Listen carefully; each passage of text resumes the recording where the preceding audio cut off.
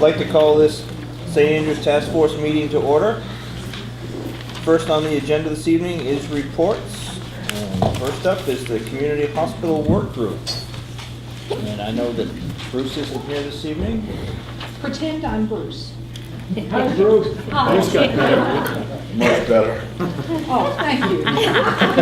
Hey, Bruce, go stand where Bruce stands over there. Oh, I see. Oh. I'm getting very used to being on camera. Our group is enthusiastically plodding along. We are diligently working to define a workable, self-sustaining, happy little hospital for Bruce Bay Harbor. And we have several, we've broken into kind of sub-working groups. One group is working on governance, another developing a business plan, and yet another is looking at the needs of the community through several means, surveys and that sort of thing. And it is a work in progress, but we are very happy with what we're doing, and we think we're doing well. And we hope you'll be happy with our product when we finish. That's it.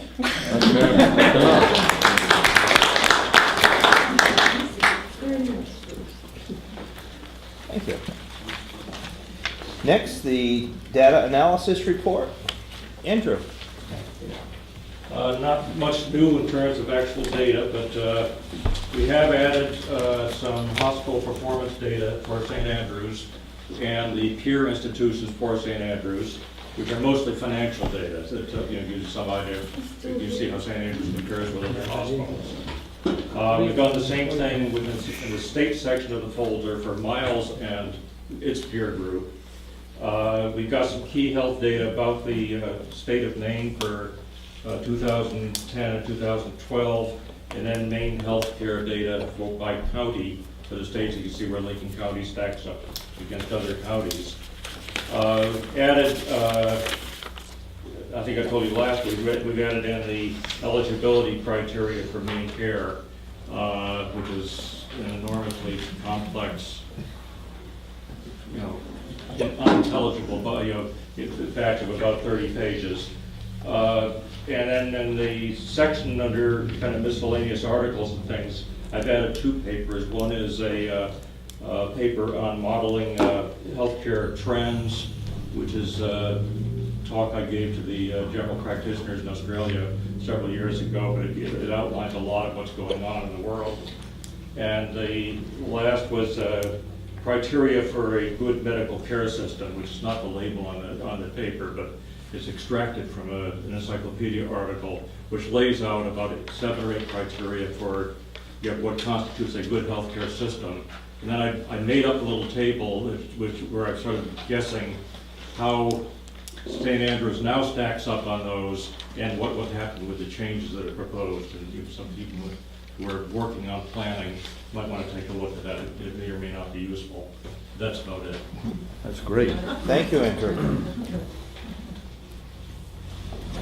Next under reports, the volunteer coordinator, Peggy. Thank you, kids. I don't know if you have your weekly volunteer update, but I'm just kind of going to go down the list. But Mike, the first thing I want to know is how many days until the hospital closes or not? 160, give or take a day, so get sick quick. I just want to remind everybody that this week on Saturday is the Elder Appreciation Day at the high school. And Helen Farnham is your volunteer person to coordinate there. If you'd like to stop by and see how all that works, or if you can volunteer with her, it's from 10 until 2. We are trying out our petitions that we are going to be using on Election Day. I have all of the materials here if you want to see them after the meeting, except for the little handouts that are going to be available to take with you, along with the I signed to save St. Andrews sticker. Just like when you give blood, maybe I gave blood, or when you vote, you get I voted. Well, now we've got I signed to save St. Andrews. Then, let's see, announcements for future planning. There will be no office hours on Friday, November 2nd and Monday, November 5th, preparing for election. So if you were just gonna come in on those days to volunteer, well, you can come in and read, but there won't be any activities to do. Also, it's important, after listening to Stacy last week talk about the ambulance service, we knew that there were gonna be a whole lot of other questions. I got questions almost immediately about, different questions than the original questions about the ambulance service. As you all might remember, we were gathering questions to do a Q&A with the ambulance service, and now all of those questions have changed. So we figured we better postpone it, collect new questions, and when it comes time to really help them out, we will be at their beck and call to be able to do that. Okay, on down to,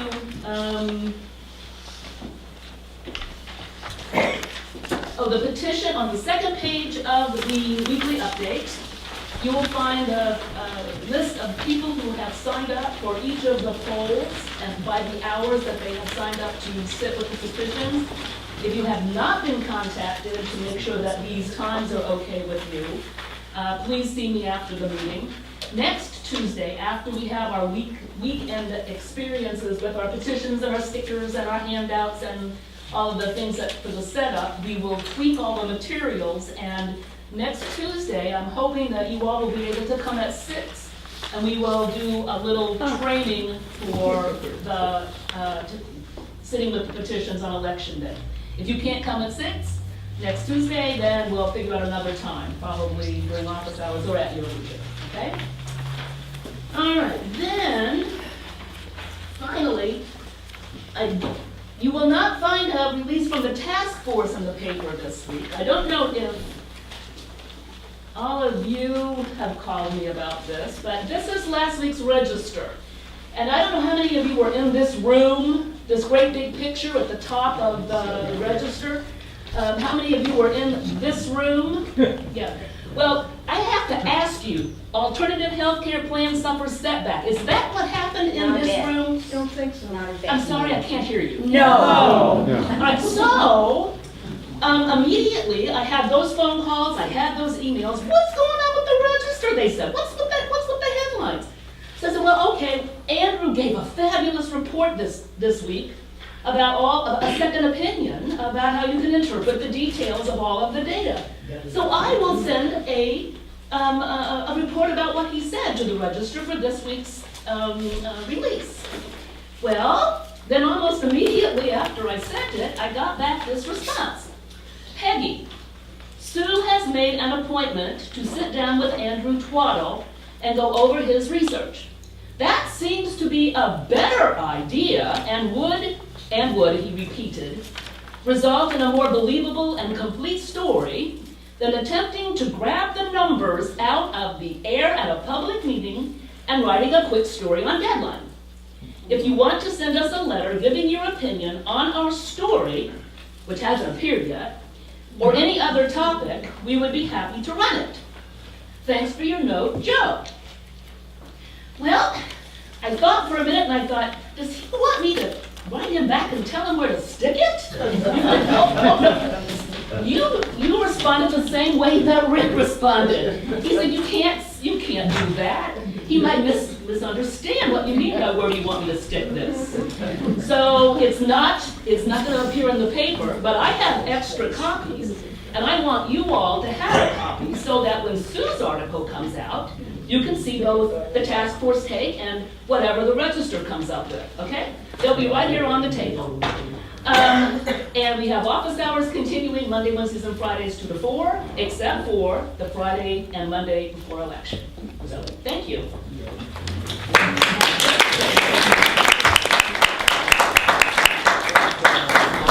Thank you, Peggy. Next under report, Blueberry Region Ambulance Service Work Group. Scott. Let me preface before Scott speaks that I'll explain my email to the task force after Scott gets done. I don't want to put him on the spot of explaining my words. Please, Scott.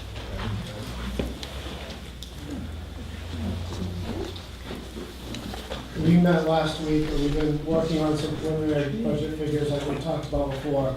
Last week, we met with the finance committee that's made up of a community representative from each town and finalized what we thought would be the impact for staffing and equipment for this year and moving forward. What we did was, rather than try to prepare a budget for the last quarter, we did what it would, the impact would be for the entire year this year as if it happened in July 1st, just to compare apples to apples.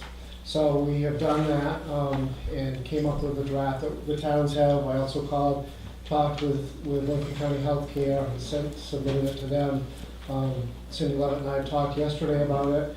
We also looked at some of what the revenue impact would be, had some discussions with Lincoln County Healthcare, what we might need to help offset that.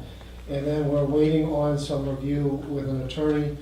Part of the difficulty with accepting money from a healthcare facility is that it could be, and I'm not saying that it is, could be construed under Medicare law as a kickback.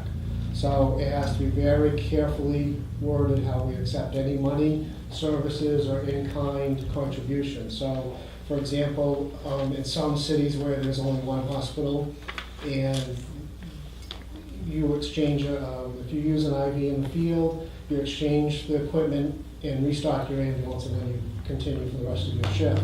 And there's special provisions in Medicare law that allow for that. So we have to make sure that this is also part of that. It's called safe harbor.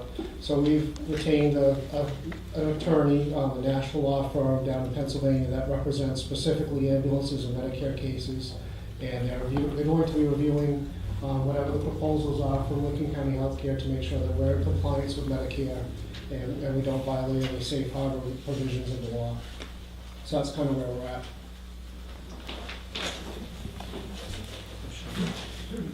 Do you want me to start, or do you want questions for Scott while he's here? Are there any questions for Scott? Yes. Yeah, Chuck, I have a comment, and I'm gonna read it so that I get my thoughts quite through on this. You know, we've seen these budgets, and at least I've seen part of what it is. $208,000 a year for booth pay, or $174,000 a year for booth pay, $169,000 a year for Southport. I don't know what if any the Edgecombe impact on that is. If that's an estimate for 1 year, we know the costs are gonna rise and these are gonna go up, no matter what. It's either gonna be a tax burden on the towns, or it's going to be through some kind of a commitment for help from Lincoln County Healthcare. Hopefully with Lincoln County Healthcare having this data at this point in time, that they're going to be responding back to us with what, if anything, they're going to do. And I want to say what, if anything, whether it be a no answer, whether it be a yes answer, whether it be a portion of the budgets. I think it's an obligation on their part to provide us with information in a manner that's fairly urgent, because there's planning that needs to go on with all of our budgets, how it's going to affect us, how it's going to affect our families and our future. So my comment to Lincoln County Healthcare is you have an obligation to these towns to let us know what, if anything, you're going to do with this budget information, and I think it's something that has to come forthwith. Thank you. Thank you. Thank you, Frank. Well, we did meet last Thursday. I will let Lincoln County Healthcare release whatever they feel that they need to for numbers. The Finance Committee feels that they want to make sure that there's minimal to no impact to the communities. There is an anticipated subsidy increase from the $80,000 that we requested this year to what would be for an annual, and this would be based on if this change happened this July 1st. The impact would be $414,000. And that is to offset the loss of revenue. We did take the data that Miles worked very hard to get us to figure out what sort of call volume we would anticipate out of Miles Hospital for transfer work. So we took that, backed that into the budget as to what revenue we could have, and then anticipated what our personnel costs would be to cover town safely and to be out of town for a prolonged distance. I know that they have expressed interest in working with us. They haven't given us any final numbers, and I think, is it next week your finance committee is meeting? No, actually, we met this morning. Okay, so we're waiting to hear back what the final numbers are, but I think that everyone wants to make sure that there's as little impact to towns as possible, hopefully none. But there's a big gap, you know, $80,000 subsidy last year as opposed to 414 is what it would be. The anticipated last quarter expense would be about $50,000 for the April to July, June 30th. So that's this year, but to compare the two, to make sure that everyone understood what the full impact is, we did it as a 12-month budget.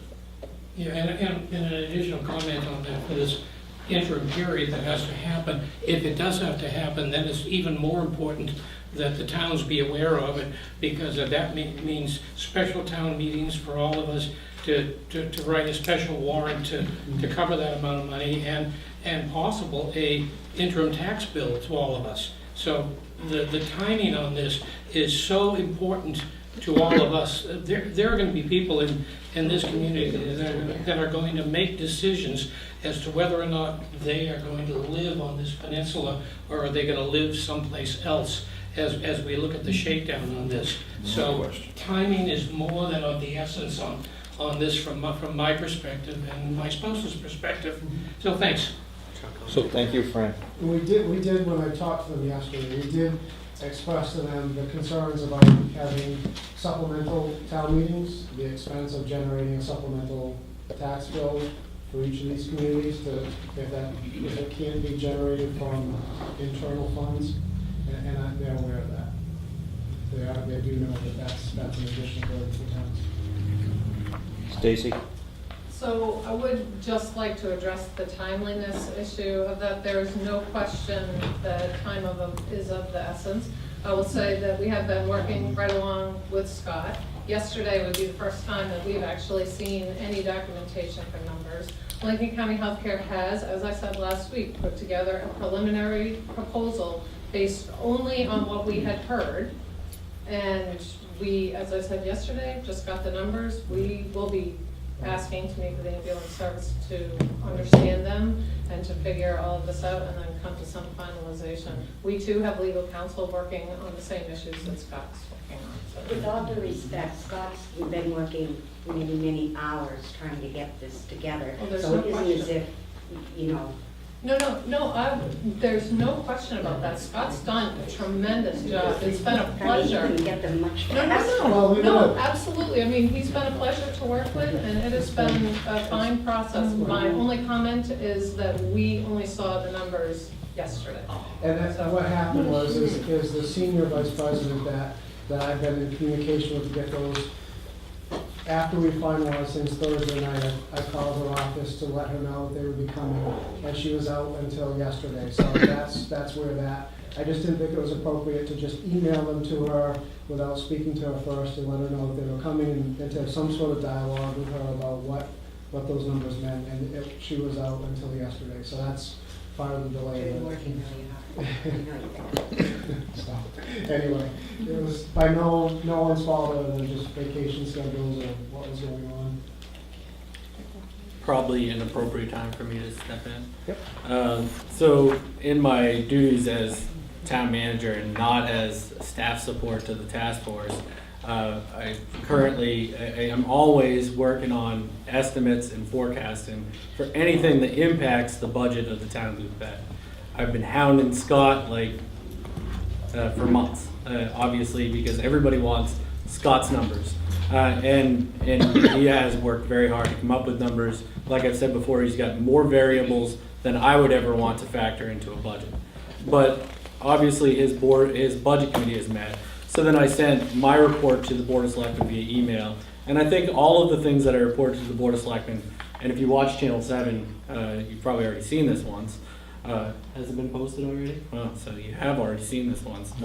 So let me read a few of the things that I emailed to the Boothbay Board of Selectmen and then attach the task force because I thought it was pertinent to all of them.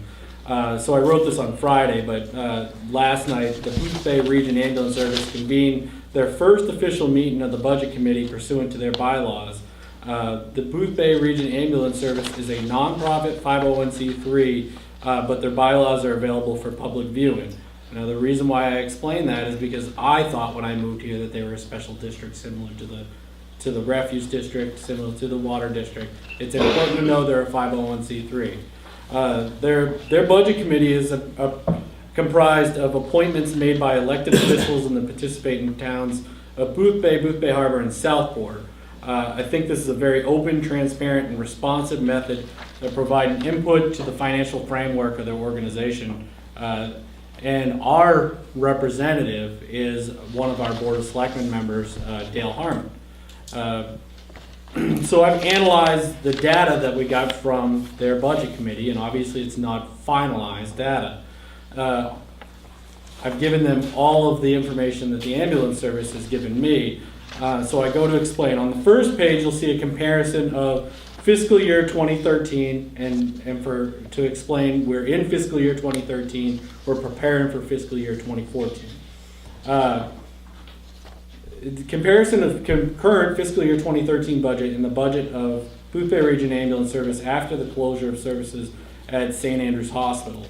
The town of Boothbay subsidy from fiscal year 2013 increases from $34,205 to $187,676, an increase of 549%. I go on to Boothbay Harbor's increases $38,215 to $223,549, or an increase of 585%. And the town of Southport increases from $8,044 to $48,529, an increase of 603%. I put this in perspective for my board, who's I'm writing this to, in perspective of mill rate increases, which is their language. The town of Boothbay increase, based on this information and the current valuation, is an increase of 16 cents on the dollar. The town of Boothbay Harbor, 24 cents on the dollar, and Southport, 6 cents on the dollar. How does that make sense? Well, Southport is a large value, it's a lesser amount, but trust me, I've done the math. The mill rate increase, and I wanted to explain because I knew that this would be in the realm of press. The mill rate increase is usually an area that needs explanation to taxpayers. Usually the $100,000 home is used to show that effect. And I explained to my board, I hate the $100,000 home because nobody owns the $100,000 home. And it just confuses people, but we still use it all the time. The median value of homes in Lincoln County is $206,000. But the $100,000 home would see an increase in their property taxes of $16. The median valued home in Lincoln County would see an increase of $33 in Boothbay, and I didn't go on to do the math in Southport and Boothbay Harbor. The town of Boothbay taxpayers, that's a 2.1% increase in their tax bills for ambulance service to keep standard service based on the changes in service at St. Andrews Hospital. That's a lot of times to say service in one sentence. This is all without calculations to other factors that are included in the mill rate. All of these things trend in a negative direction too. Growth, which we reported last year, was less than 0.5% growth in the town of Boothbay. Why does that make sense? As the town's value grows, usually budgets grow, and if they grow at the same rate, your tax rate never changes. But as soon as growth slows down and budgets increase, your tax rate increases. School assessment may rise. That's based on everything costs more. That's not speaking for the school. That's a surety. Yes. I didn't say it with too much speculation. Well, and it's not because of your schools increasing their expenses. It's the fact that the state is constantly cutting back on their revenue. Subsidy numbers are down, although our school is not a heavily subsidized school that makes an impact. Every dollar counts. The county tax will most likely rise. The county tax actually decreased last year. Not a trend I expect to repeat. So remember, I'm speaking to the town of Boothbay, Board of Selectmen. I'm predicting a 5% increase in property taxes in the town of Boothbay. One last hitch, and I think the biggest one. 1/4 of the proposed budget applies to this fiscal year. Since the anticipated service closure will happen in April 2013, which is the current operating fiscal year, more money will need to be raised this year. The town of Booth Bay, did I write that right? Will need $38,367.79 more to be raised through commitment. So why does that make sense? When we go to annual town meeting, we ask the voters, who are the legislative body, for permission to spend this $34,000 that we have appropriated, and then we tax so that we can raise that money and spend it. We have no authority to pay beyond that. Now, if we paid $37,000 and we raised $34,000, we'd have to go back to town meeting and ask for permission to overexpend that amount. So in this case, we're talking about $38,000. If we need to pay that amount, town meeting approval is necessary. So a special town meeting would be necessary in order for this expense to be approved prior to May 2012, which is when we have our annual town meeting. Then there's the question of whether this additional expense would be taken from undesignated funds or by special assessment. And this is what Mr. McBroody was speaking to.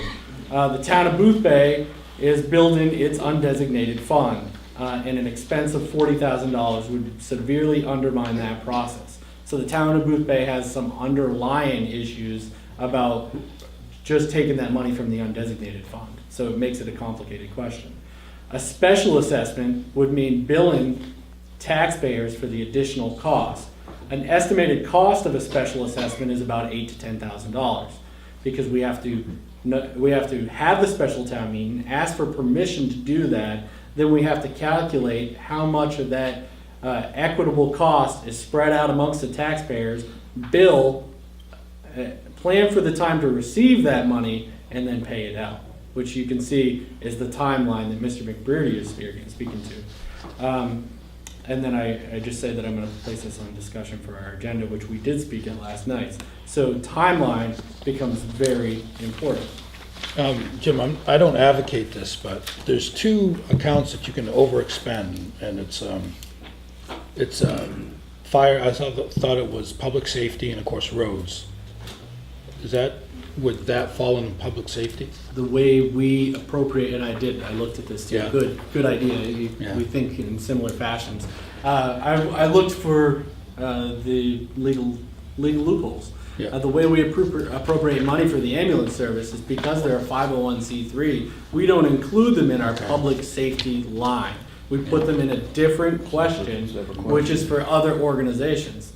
Now, maybe we learned a lesson. Maybe in the future we'll consider them in our public safety budget, so that we'll have that ability to overexpend, but we didn't anticipate. We put the ambulance in our public safety line, so. But any way you look at it, each and every one of these towns are going to have to go through a possible process on where that money is going to come from, depending on what, if any, commitment, and I keep saying, what, if any, dollar commitment Lincoln County Healthcare is going to make towards helping to abate this. That's correct. And it's a continuing annual expense. Yeah. Yes. You know, It's not going to go away. Once that emergency room is closed and the swing beds are gone and the cafe opens and, you know, then every year there's going to be this expense. So Scott, can I ask you a quick question? On this projection, I mean, you are looks like you're losing a little over $108,000 in revenue. Yeah, I can address that.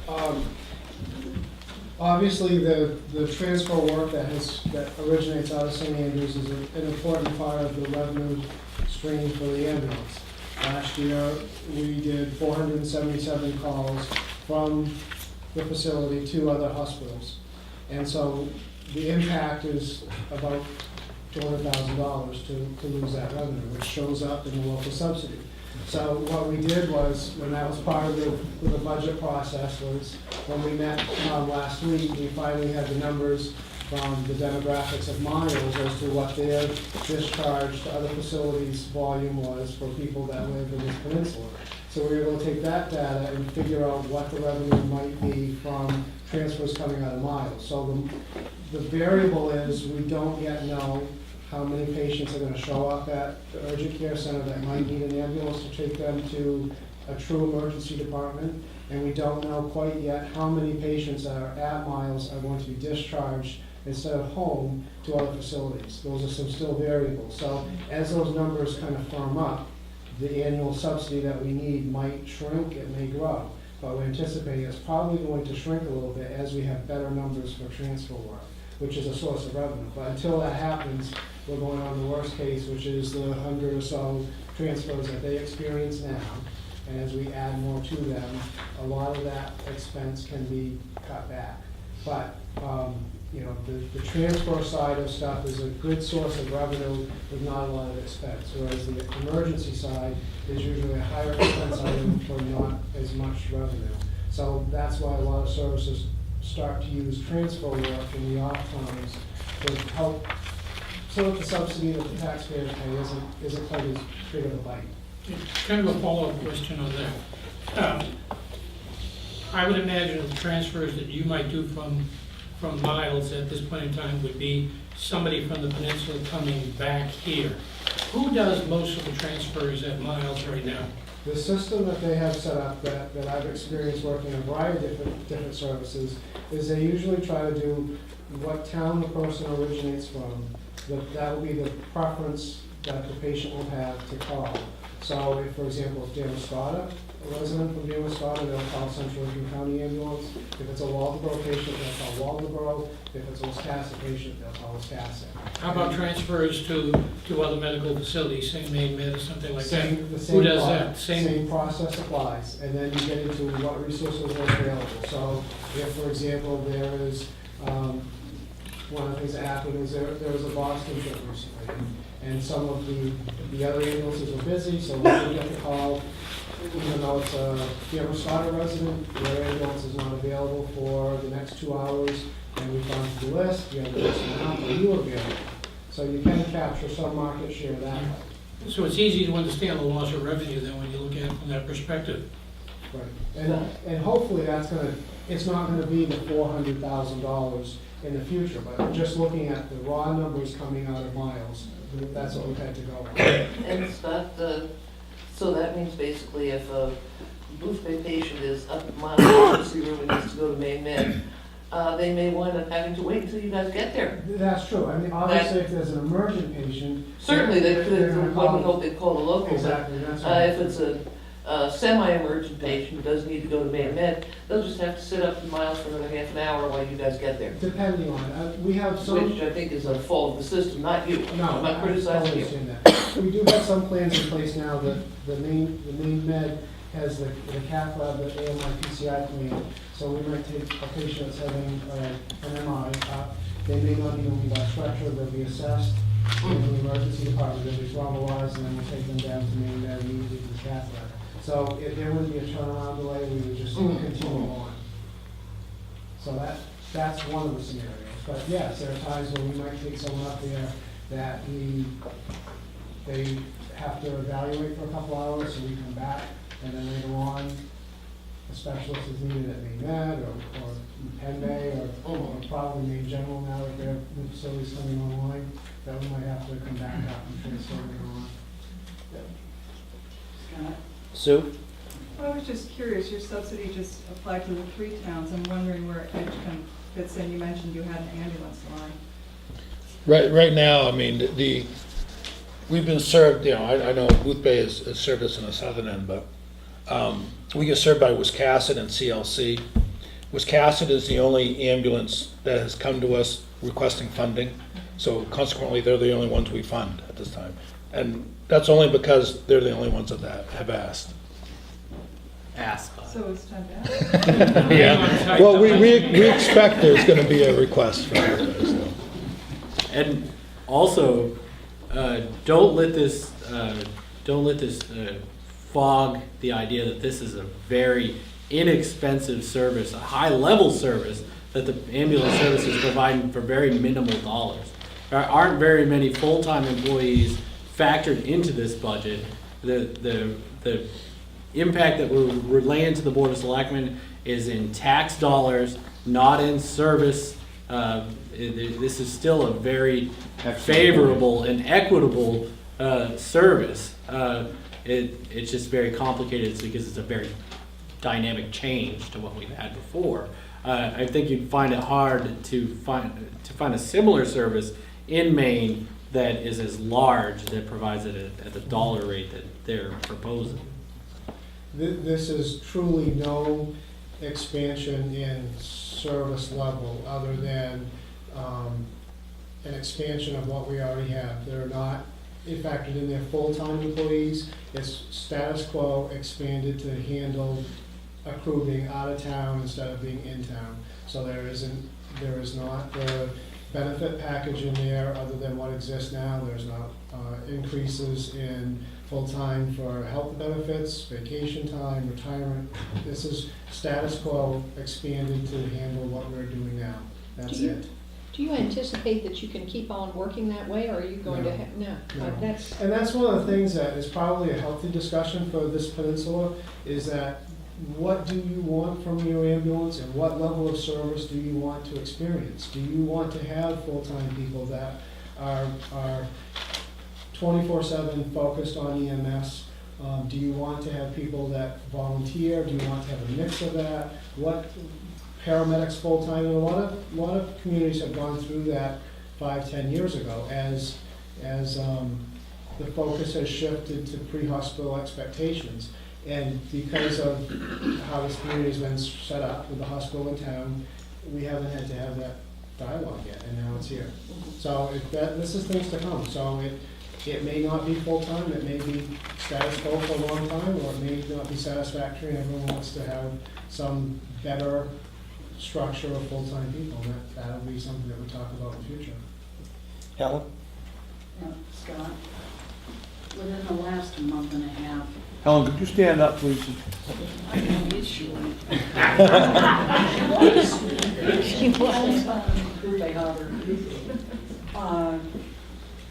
Within the last month and a half, and I know there's been 2 diversions from Miles.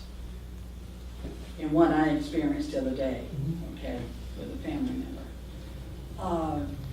Is that because, do you know whether that might be because of illness or because of overload of people?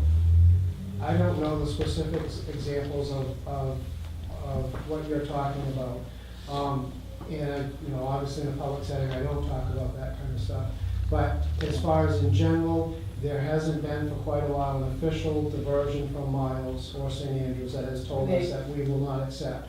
There have been times with resources, whether it's orthopedic services aren't available or certain surgical services that aren't available. I had 2 hospitals the other day tell me they were on diversion. And there has been, in the last 4 or 5 days, all hospitals around the state, for the most part, that we interact with, have had a lack of bed space. Not just Miles, not just St. Andrews, not just Maine Med, all hospitals. So there's been a lot of that going on. It's just the circumstances. So I can't back into that there's not enough resources locally to handle anything. It just seems to me right now there's I just felt bad. We had a hospital here, and I had to take that member to 2 different places, and I just felt bad.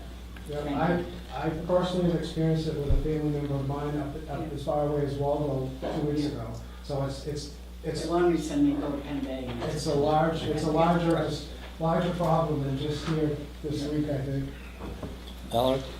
Did you say that the beds are full at St. Andrews? Well, all around our experience has been bed space has been kind of limited. I'd let Stacy's talk to that specifically, but we've kind of experienced in general, not just locally, but like I said, from my family up in Waldo all the way down to Maine Med, there's been quite a shortage of bed space.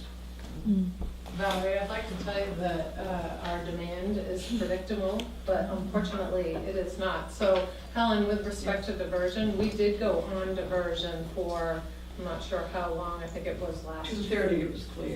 Friday. There was a tree, fell on a generator, or fell on the power source, knocked all power out, also cut out our generator. So within 1 hour we were back up, but to be safe, We said no, but it was not that long, and it wasn't because of bed space. But Scott's right, if you were to have asked us this weekend what was bed capacity like, it was busy, and it was busy all over the state. And then it seems that when we're not busy, nobody else around the state is either, so. Yes, Mary Helen. I was wondering, Scott, whether you've heard whether... Would you stand, please? Yeah. I just wondered whether you've heard whether Central Lincoln County is gearing up to adapt to more ambulance rides. Right now, this seems to be kind of an isolated local event to the Booth Bay Peninsula. We've been talking with some of the other ambulances and regional offices like EMA to explain to them what the impact is going to be.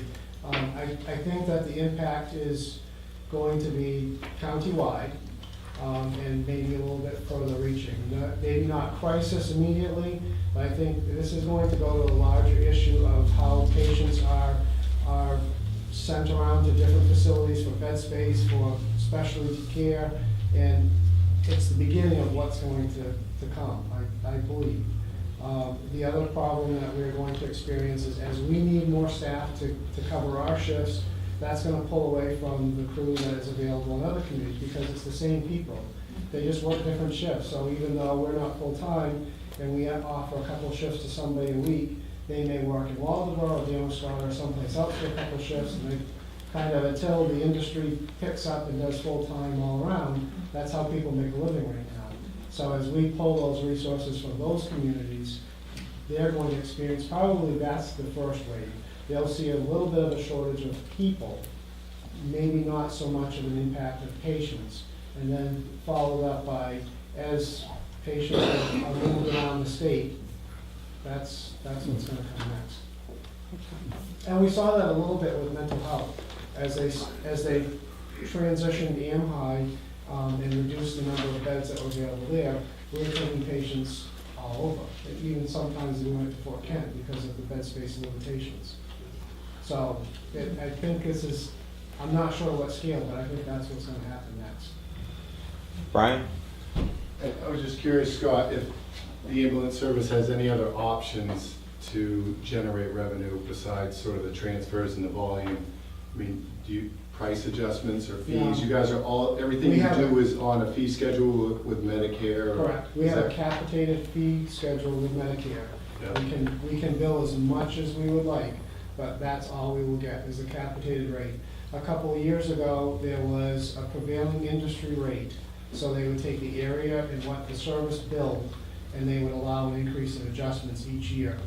And what happened was in 2006, they went to a national fee schedule that used county zip codes, which was the Goldsmith modifier, and that reduced the amount of money that we could receive.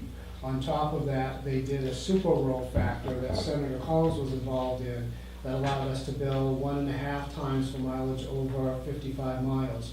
They've reduced that, and on top of it, they're talking about in January a further reduction to our fee schedule of 2.2%. So there is no other way that we can get money from anywhere else other than subsidy or volume. Just try to run the business itself. It's almost like you can't make money either way. It's volume or subsidy. Volume or subsidy. Volume or two. subsidies. I mean, that or sell candy bars on the corner. I mean, there's no other way. You know, that's what we do is patient care. So it's either volume or subsidy. Yep. Okay. Medicare, to give you an example, Medicaid, they are the same rates that they've had since the 70s. Their base rate is $90 and their loaded mile is $2. So the average emergency that we're reimbursed is $130.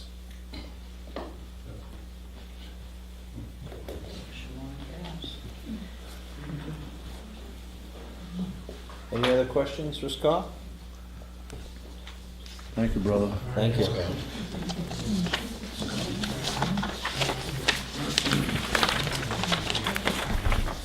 Next under reports, Lincoln County Regional Planning and Economic Impact Study. See, Mary Ellen, you want to add anything this week?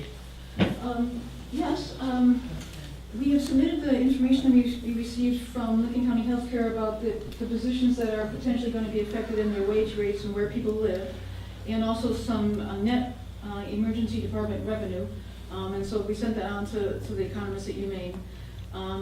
We have discussed, we had a great meeting last week, and I don't know whether we're on TV yet, or whether, no, we haven't made the video, the top 10 video list, okay. But we had an RPC meeting at the Booth Bay Fire Station. We had about 10 or 15 folks from the task force, so we appreciate you guys coming. It was a great chance for our board to, we've talked about this multiple times before, but it was a great chance for our board to hear directly from Jim and Chuck and other citizens, and also to hear directly from Lincoln County Healthcare. It generated a lot of discussion after you folks left as well. We had other things on the agenda, so we had to adjourn for a little bit.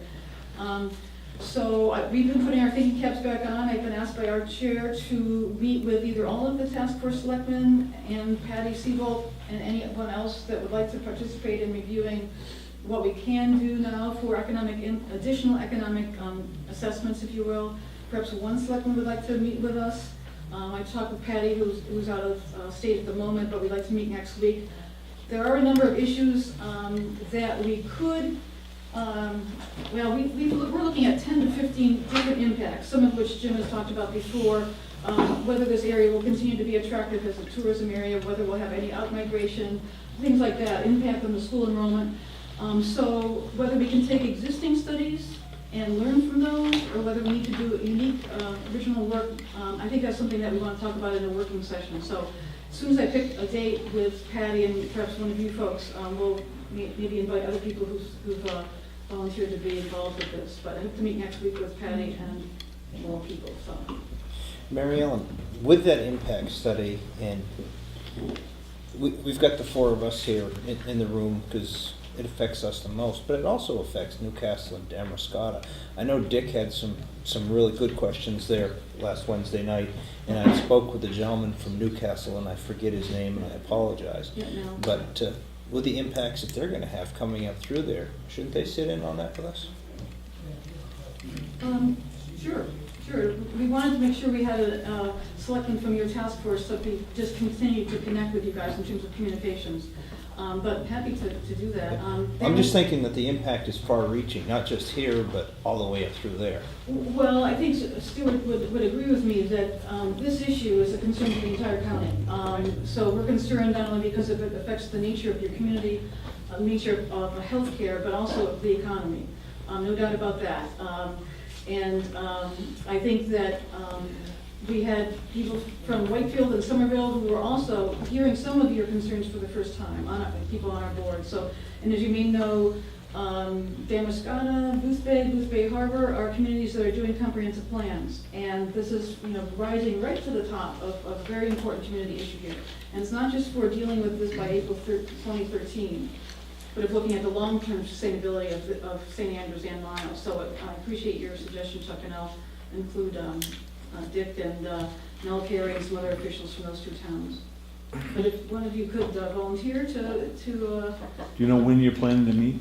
no, we could start this email doodle thing and figure that out, but Mary Ellen reached out to me, and we just because of maximized schedules, not able to sit down. And I don't know if anybody saw me showing up, but I was coming from the Bohm informational meeting on the Highwind project. So everybody has a lot of things going on. My comments would be that we were trying to generate an economic impact study, and what would have been an amazing amount of time to do, and I think we're going to be able to piggyback on some resources that Lincoln County Regional Planning Commission, sorry, too many Lincoln counties, has generated in their economist. That'll be helpful, but with the magic economic impact study, so we can say this means this many jobs in a tumble down approach, this means this much effect to tourism, probably not going to have that in the amount of time that we'd like to have. Well, actually, probably is not the key word, is not the right word. We won't have that in the amount of time that we would like to have that. Matter of fact, will probably become somebody else's case study as they start analyzing the data that affects us post-mortem, so that 10 years down the road they can see this is what happened to Booth Bay region, so that we can use your data to make planning decisions in the future. One of the things that was interesting, it was kind of always on the tip of my tongue, probably Mary Ellen's and Stuart as well, was that when we started discussing amongst regional leaders on the planning commission, is that we started discussing, wow, would we have ever thought to include healthcare into our comprehensive planning before there was an emergency? Probably not. And I can tell you that it jumped right up to the top of the priorities for Damerscott to start discussing how that's included in their comprehensive plan. And I can tell you that the pre-release of the changes in St. Andrews Hospital services, the comprehensive planning committee for the town of Booth Bay had it in the top 5. So Booth Bay Harbor at all. I'm not involved in Booth Bay Harbor's comprehensive planning I am. effort. But it was in our top 5, and now it's become something that's kind of pulled out because we just don't know what healthcare is going to be like in the future. But an opportunity for municipalities to make sure that when you're planning the growth of your town, that healthcare is a consideration that is put in there, and not just the health of your community, but like Dick was saying, roads, traffic, police, because healthcare gets intertwined into all of those things.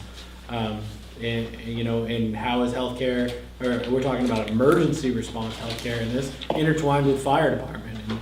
And it takes a very step back approach to making those things. So at the very least, it'll be a learning experience.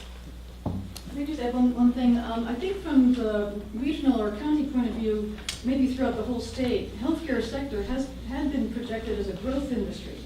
And in fact, the only post-secondary education in our county is the nursing program connected to, and that's in Damerscott. So it's vitally important that we try to maintain this. But we also are aware that the whole healthcare service and the economy is evolving under our feet.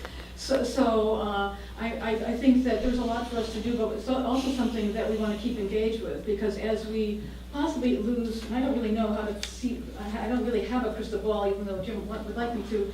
What these jobs that may be lost or shifted, what's going to replace them?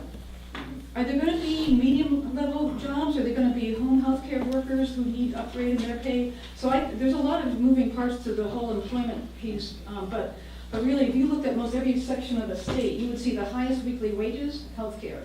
And that's something that we want to, I don't really know how to project the future, but if we can keep those up as the service, the healthcare delivery service evolves, that's one of my goals.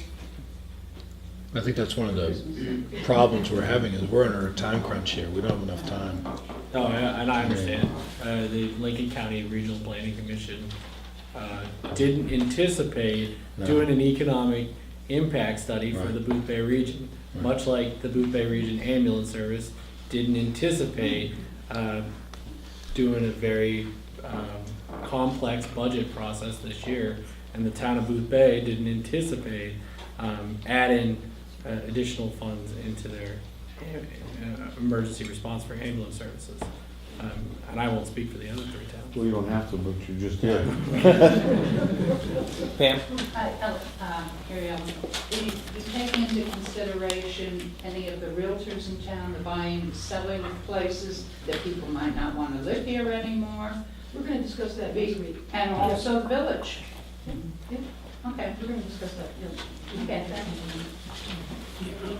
Along with that, Mary Ellen, you want to look at, we have industries in our community that are industries that are susceptible to on-the-job accidents, shipbuilders doing things, locksmen doing things, work at the industrial park. These are businesses, carpenters, where more accidents can happen. Now, without a hospital, these businesses are going to see a gradual rise in what their workman's comp is. And that's going to be less desirable for businesses to remain on the peninsula.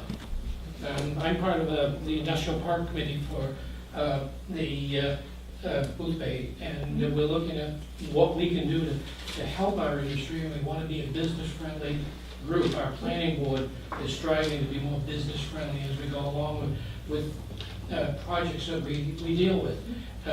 when we look at what the cost of workman's comp could gradually rise to, it's going to be a serious thing that's going to affect the desire of a business to either come to the peninsula and set up a business or to stay on the peninsula. That needs to be addressed.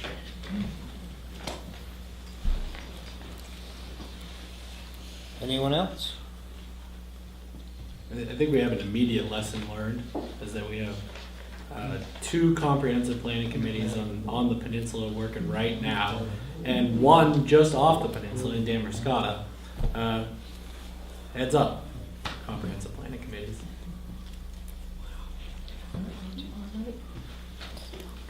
Next under reports, financial and fundraising. I give you a lot of paper this time.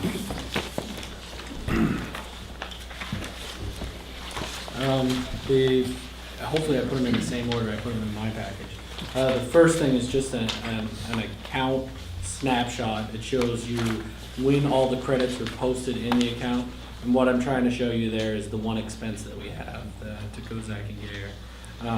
Your next question would be, well, why doesn't the next report match? These are as accounts are posted in the ledger. Right. The next report is a receipt report, which shows how much funds we've received. So we've paid our one bill to Kozak and Gayer. We know we have one more outstanding. That's the $35,000. So our expense has not changed since the last week. 35,000 or 3,500. I'm sorry. Grab my heart. Yeah. Thank you. We all need help here now. No, I'm sorry. That'll help build business. But the report on collection of donations, $30,122.53.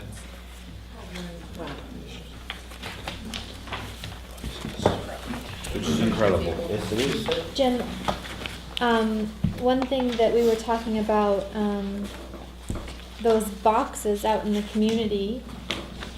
Okay. Finish yours and then Alice won't speak for herself, so I get to. Is she here? She's here. Stand up, Alice. I think we should give Alice a hand.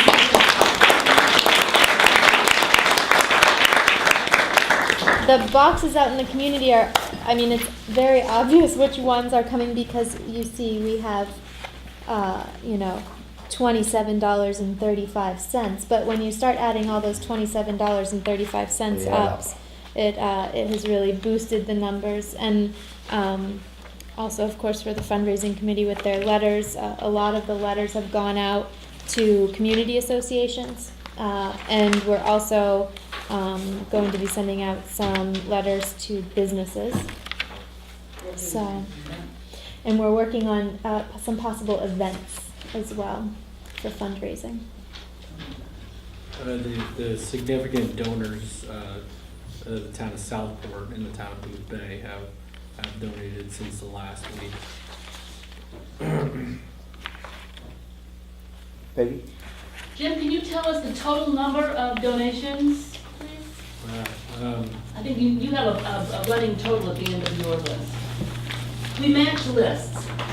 Every week, I get copies of all the checks or cash donations, and then I put them on a list from the checks. They do it from their receipts, and so we cross-check to make sure we have the same amount. But I take the addresses. That's what I'm about to say.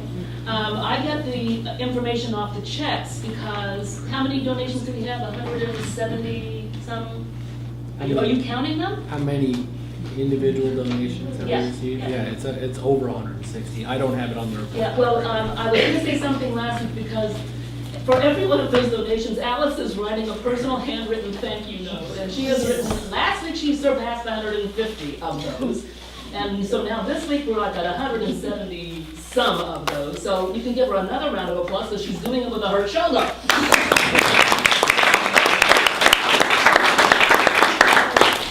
And not only that, but she is the box lady. And that business, she's starting her own company, distribution of donation boxes and collection services. And if you would like to work for her, she now has guidelines because so many people are requesting the boxes that she cannot pick them up. because there's not time in the week. So if you are wanting to place a box, then Alice has guidelines, because she's also going to ask you to please collect the box. And once you collect the box, with not just the box, you have to leave the box behind, but collect the money, there's a process to go through to make sure that it is accounted for. I'm not gonna go through the process, but Alice has it written up. She carries them with her always in case somebody wants the box. There will be a copy in the fundraising folder. But the bottom line is, if you've placed a box, you have to be accountable for the money that's in the box, and you return it to Alice, not to the town office, to Alice, so that we can keep the accounting going. So again, if you are interested in a box or know somebody who wants a box, you're gonna have to also collect that box, but you gotta see Alice first to make sure you get the guidelines. And thank you, Alice.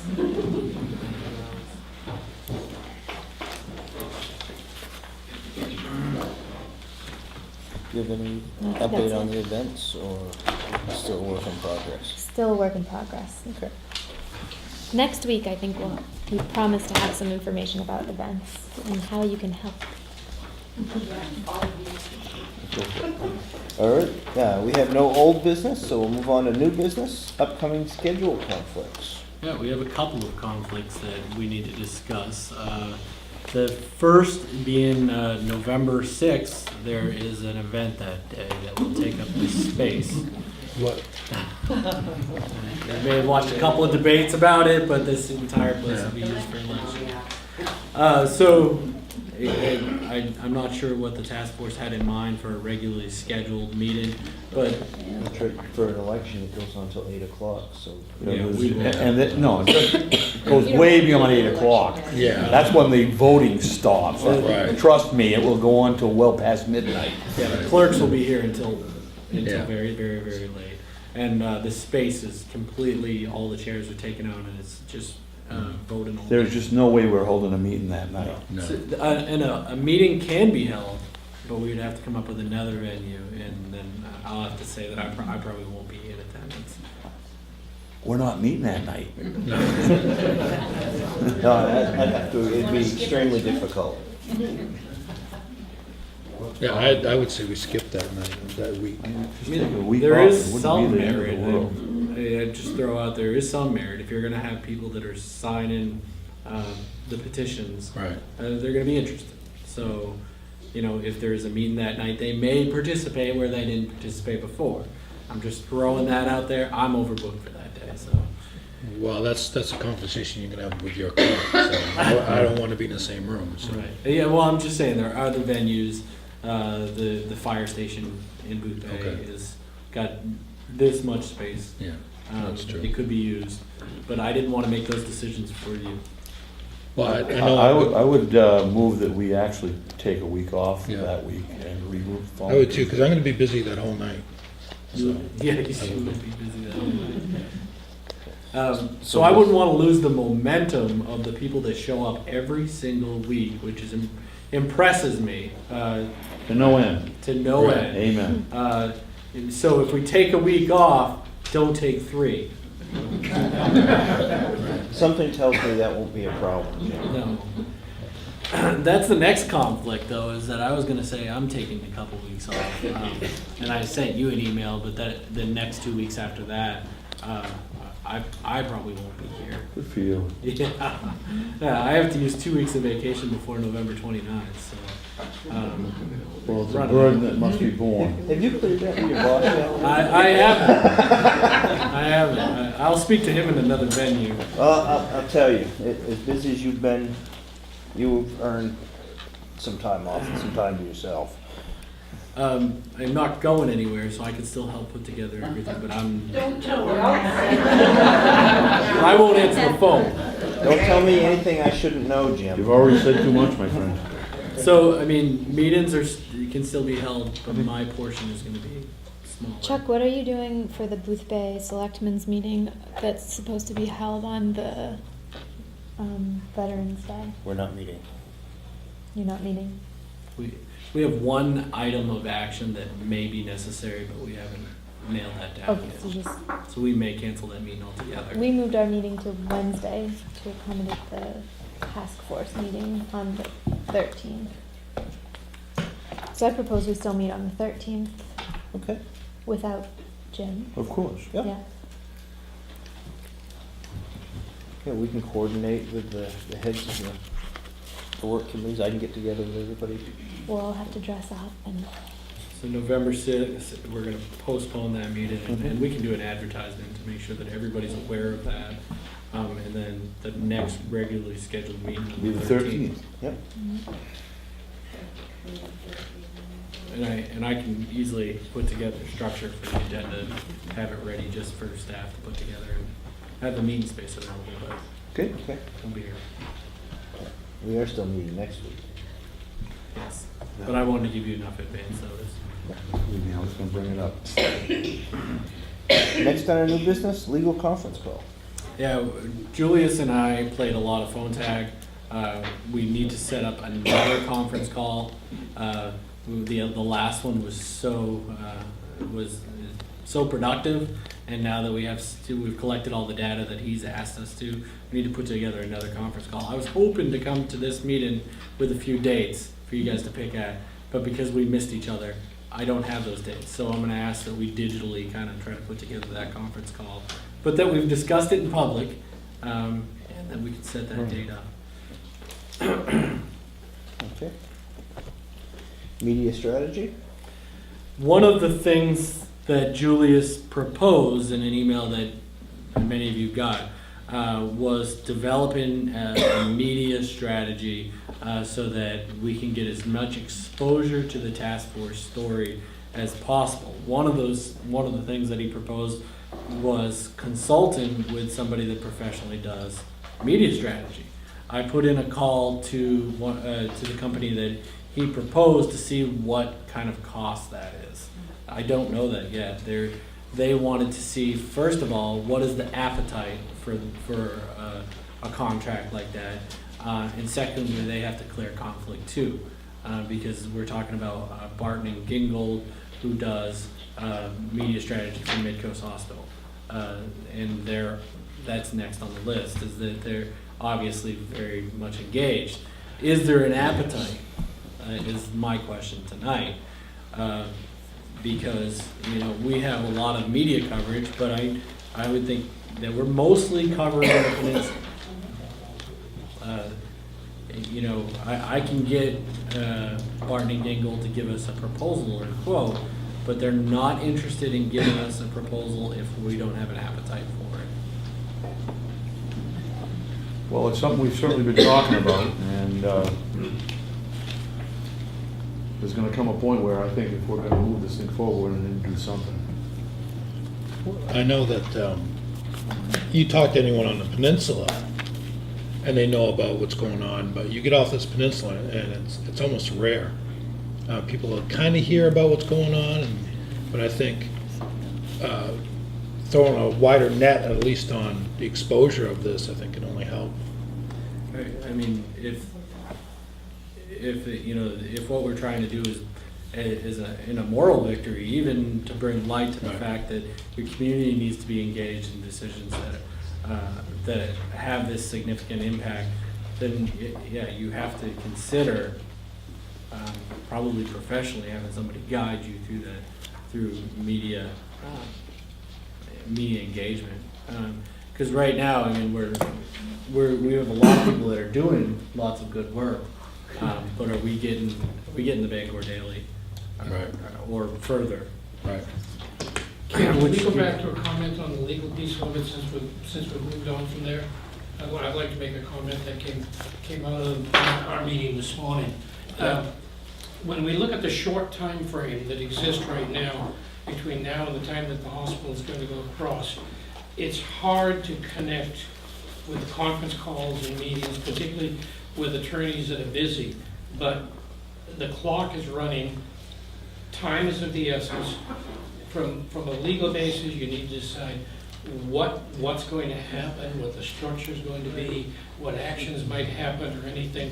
I think that the urgency of it needs to be put upon you guys at this point in time to treat that as a more urgent item than at least it appears to be from these meetings right here. Not meaning to censure any of you, because I know it's busy, but I want to stress that if we look in terms of 160 days, it's a nit compared to what legal action, legal planning, legal strategies, legal structure can take. So, every day that's lost can be days that go on after the hospital is gone. We understand that, Fran, and if we're giving off the feelings that we don't feel it's urgent, that isn't. No, you're not. I just wanted to give a comment on it. I know JC's been working on things even between phone calls from Jim, and Jim's been in contact with him as well. And so we have been working on things, even if it hasn't been us talking to him ourselves. Jim has spoke to him on our I know it's behalf. hard to give an overview from something that happens in executive session. You can't. But I just wanted to kind of assure myself that the sense of urgency is there. I don't pick that up from the overview at the meeting. So maybe. As we've said in past meetings, we have been working on it. We continue to work on it, and as soon as it's ready for public consumption, you guys will be the first to know.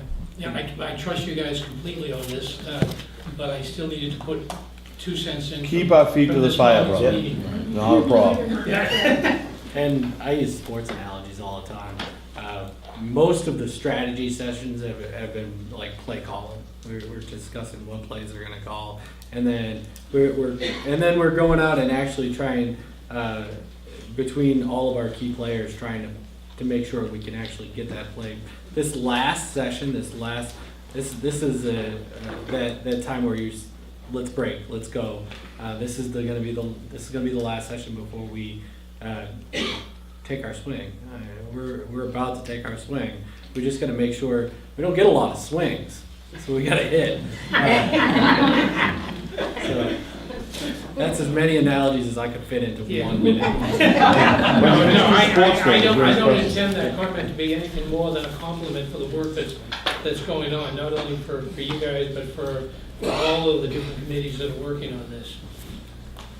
Yeah, and it's my opinion that we've strategized with as much resource and precision as we can, and now we're ready to just see how well it works. I agree. Jane, you had your hand up? Well, I think we have an opportunity here to spread off the peninsula. There is going to be a public hearing tomorrow at the Brunswick,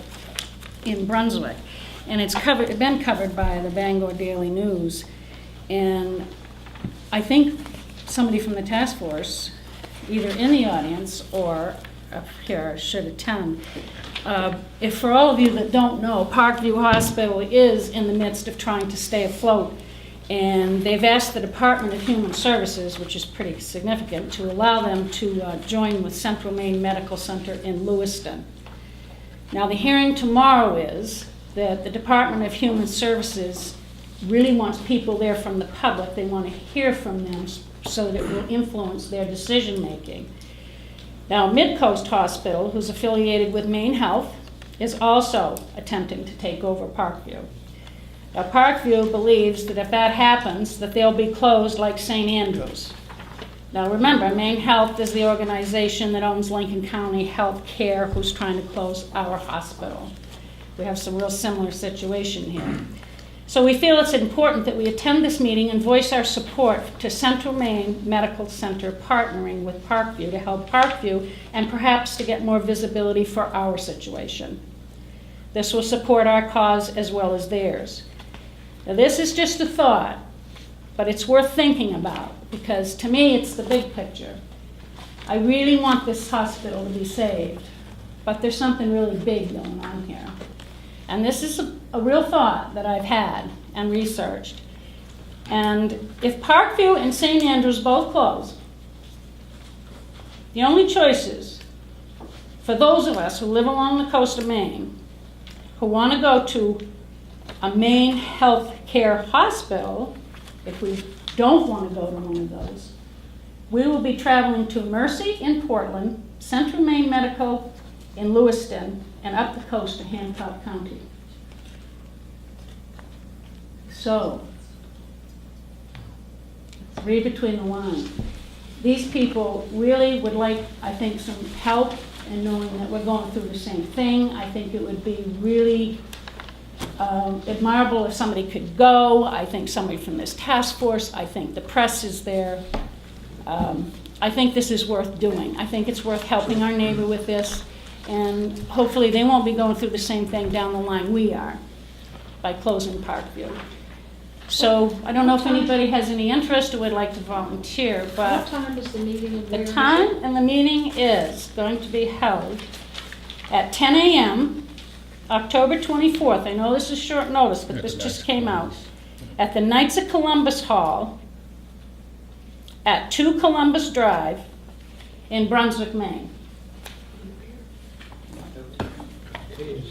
2 Columbus Drive. 2 Columbus Brunswick. Drive at the Knights of Columbus Hall in Brunswick, Maine. And that's at 10 o'clock. So they want to hear from people. And Parkview really wants to align with Central Maine. They have given them millions in the past. They've tried to help them stay afloat. So this is a situation where somebody else is stepping in and wanting to take over, close, and this is the big picture. So I think we need to keep the big picture as we're fighting for our hospital, because seems to be what's happening. And also in one of our groups this morning, I think we have somebody from the Associated Press who, after the elections, will be really an investigative reporter will be really willing to dive into this. So. And honestly, my opinion for the media strategy is I just think it's going to be more than we can bite off. Well, that was my question. Did he give any inclination of like how much it would be? Are we talking 5,000 or 50,000? We had our $350 an hour lawyer tell us that we should look into this company. I'm sure that it's not going to be inexpensive. I have no idea, and I'm sure they need to have some scope as they put together a proposal.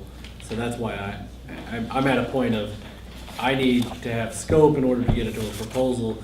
In order to get scope, I need to know appetite. So that's why I bring it to the decision Well, making. those of us that have been kicking around media strategy, one of the things we're waiting on is when we get to take our swing. Because there's really no point going out That's right.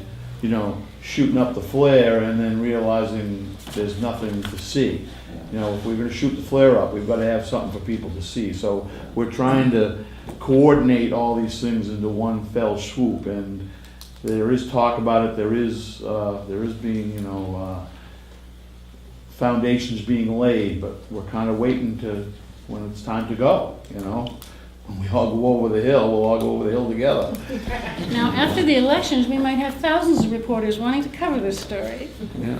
They'll need a news item. Well, I'd like to think that there's somebody out there that could give us some advice ahead of going to a professional media strategy company. There is, and we're working on it. Yeah, I mean, we've got world-class healthcare data analysts in our group. There Yes. has to be somebody who can help us develop some kind of a media strategy outside of paying some big bucks right up front. I'm glad you're making that plea. Willing to chair a subcommittee to go run with it. Because I agree. I think that we've uncovered some unique skill sets in our community, and I'm sure this skill set exists. But I didn't want to be the one that made that decision. I wanted you guys to be the. Well, I think it's certainly worth exploring that opportunity that is out there and see what they have to say. But I can tell you that there are other things being done as we speak. Ethan? Well, I was just thinking, for a media strategy, we've already utilized UMO for economic impact studies. Why don't we talk to their department? I mean, they have a new media department there, they have a media department there, they have a journalism school there. There must be someone there who might want to take this I up. think that's an excellent avenue to explore. Expertise without, $1,000 price tag an hour would be a good thing. This is our next thing, so jump right into it. We already kind Jim, of did. can I just say one more thing? If anybody is interested in going to this meeting, I have some statistics that would be good to hand out to the press, and people there. So if you want to see me after the meeting, I'd be glad to give it to you. That actually leads us into the next thing on the agenda, the Brunswick public hearing. You did well. Nice Yes. segue. It was a great. I thought you were gonna skip right over me, guys. Here, I was getting nervous. I would never skip over you. Oh, thanks, John. In your information packets, obviously it's been pointed out, and it's very soon, so you need to act quickly. There is a public hearing, as we discussed, 10 a.m. tomorrow at the Knights of Columbus. There's some of the things that are going on with Parkview, Midcoast, and Central Maine Health are similar. Some of them are very different. And that's why I gave you those articles and highlighted what I think were some pertinent points. But if you read entirely through, you'll find out that there are some aspects to this that we don't align with very well. But a public hearing about healthcare seems like a pretty large opportunity to say, to give our perspective. And one of my highlights, I think this comes from an article August 30th in the Bangor Daily by Christopher Cousins, and he refers to one of the Midcoast spokesmen. He said that he hopes whatever happens, community members will have the opportunity to weigh in, and that there should be a community conversation about it. It's important for the community to have a say. I think that is the most resonating thing in all of those things that I printed out. And that's why I highlighted and circled, and I would have put some stickers next to it if I could. But exactly our point too, as healthcare changes, communities need to be engaged about the changes in a proactive manner.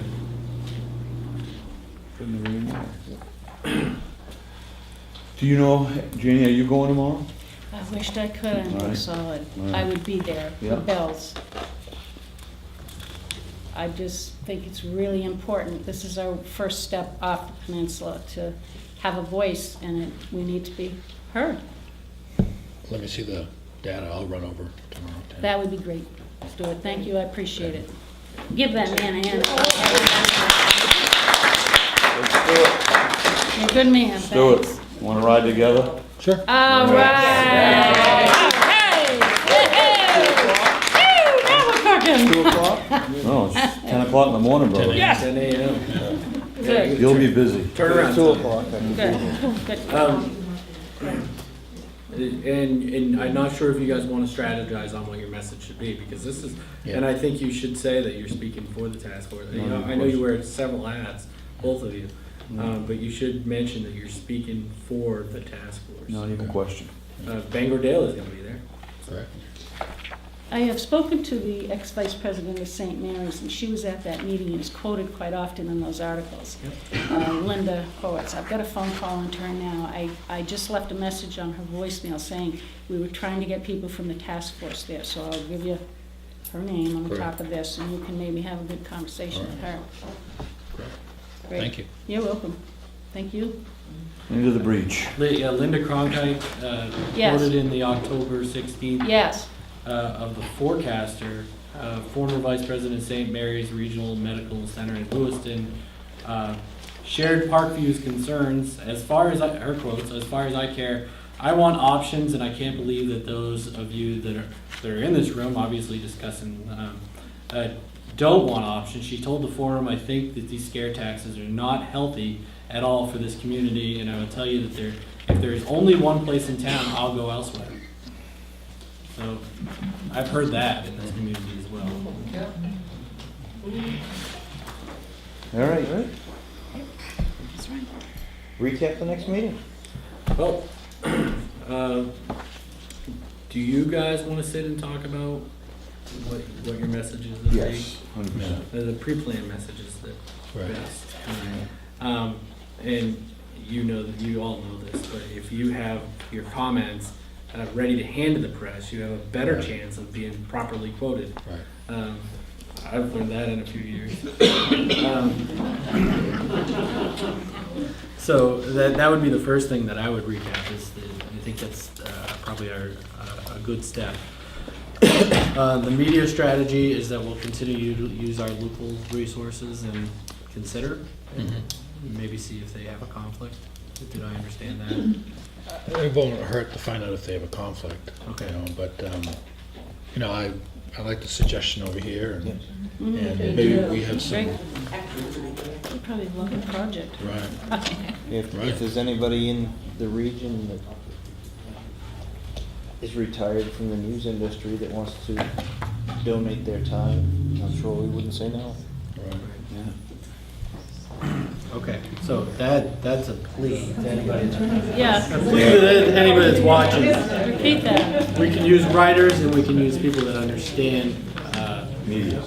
The tentacles needed in order. Anybody associated with UMO could And, focus on? and anybody that has any ties to the journalism part of UMO. I can do this.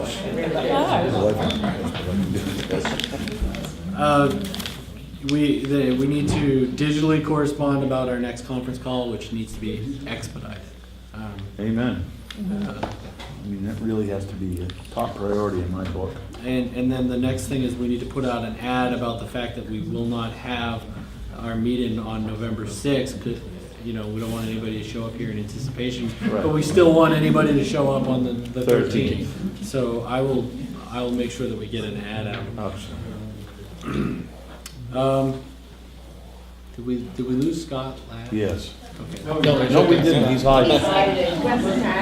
Is there anything that the task group can do in facilitating your budget process? I know you've got budget meetings, and we continue to try to figure out how we can help. I guess just identify for us what the impact is to the towns for potential shortfalls that would within designated fund. Okay. I don't even think I sent you that information that I gave to the board, did I? Yeah, I'm sure you did. I've heard it ran around town. I'll send it to you so you have your own official copy.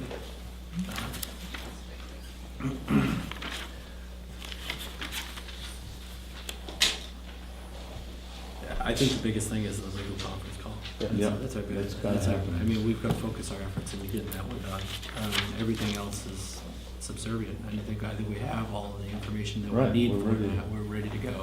So we just need to touch base with Julius and put together a conference call, and I'll be in touch with our schedules. And invite the same people we've had in that small circle. Yep. Okay. All right. Public comment. In the back. I just have a quick question. Quick question, I'm going to be handling the petition at the election for 2 hours. And if someone should ask me what we're going to do with the petitions once they're signed, what do I tell them? Trying to show, it's more for numbers, trying to show solidarity and how many people have come out and backed this statement. That are aware of what's going on and are concerned about what's going on and are supporting us in what we're doing. That's really where this is going. Okay. It will not be a petition that's submitted for a legal question. So the state, the towns, the Okay. counties will not entertain a specific question. It is a solidarity type of question. By having these petitions at the polling places on the 6th and getting folks to put their names to them, it's going to show those people out there who think that it's just us in this room, that it's not just us in this room. We have a title now. I wanted to add to that too, Chuck, is that we are asking people as they sign, if they want to be on our mailing list, that they star their names. And so at the end of the day, we will be entering all of those names that are starred to be able to keep in contact with them. So they then become more of our arms to reach out. Are we handing out any kind of a... Yes, the handout isn't done tonight, I'm sorry, but yes, there is a handout for you to take with So them. this is a sort of an educational Yes. endeavor as But well. I cannot stress again enough that the educational part is gonna be the handout. Oh, It is- right. It's not gonna be discussion, you're not there to solicit, you're not there to have extended conversations. It's this, hand them the handout, send them on their merry way, and hopefully they will join us. But the day of the election, it's about people having an opportunity to do their voting in privacy and quiet. And so we cannot be a disruption. Can't have that happen. We don't want that on our checklist as being problematic. The clerks take the voting day very seriously. For example, in my previous town, the representative that was running as an incumbent had his name on his jacket. Not representative in name, just his name. They made him take his jacket off while he was in the polling area. So it's that sensitive, it's treated as such. And it should be. No buttons, no. No. Nothing. No, please No, take not off if your you're gonna bra. stay. Oh, yeah, it's certainly anybody who's there that day, you cannot be wearing anything of a political nature regarding the other votes going on that day, and you can't have any discussion about anything other than the petition.